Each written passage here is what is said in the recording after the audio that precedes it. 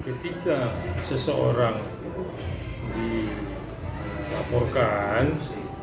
maka setelah dilaporkan itu kan naik untuk penyelidikan.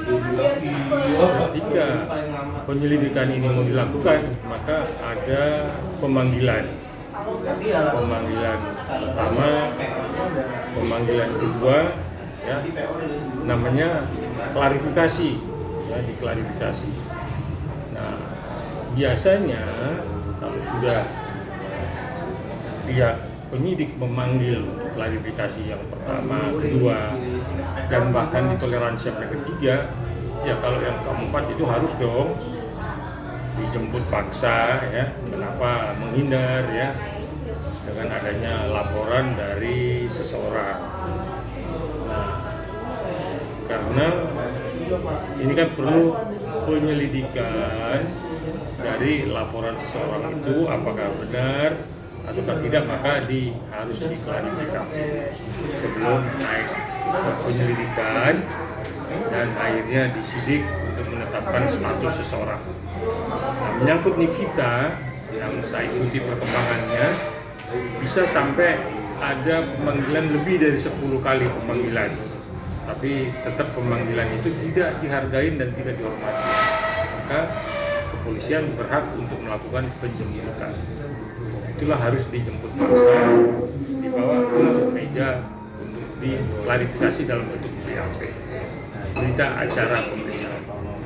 Nah, diatur di dalam hukum acara, ya, bahwa kalau sudah mempersulit, tidak mematuhi undang-undang, maka bisa dijemput paksa dan bisa ditahan karena dianggap mempersulit, ya, dan tidak mengindahkan institusi kepolisian dalam pemanggilan.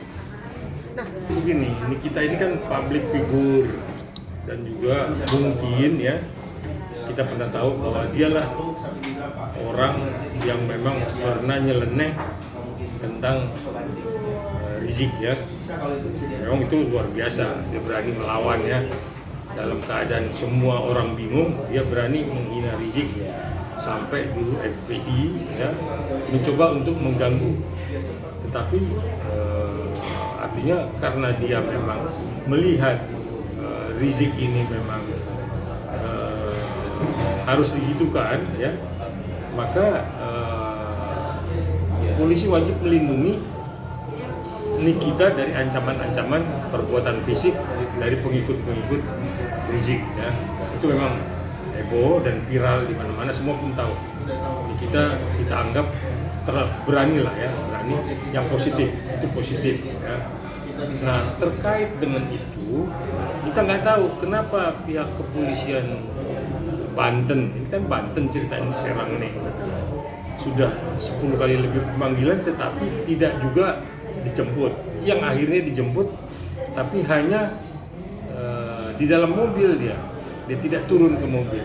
Nah, saya nggak tahu seperti apa keterangan Nikita dalam klarifikasi ini. Nah, itulah yang saya juga perlu mencari informasi, karena yang dianggap melanggar hukum, semua di mata hukum, setiap pelanggar hukum harus mempertanggungjawabkan perbuatannya. Nah, ini seperti apa pertanggungjawaban dari Nikita terhadap si pelapor? Entah membantah, entah mengaku tidak, pokoknya diklarifikasi dulu. Karena ini kan melanggar Undang-Undang ITE, ya, ancamannya 10 tahun dan denda 1 miliar.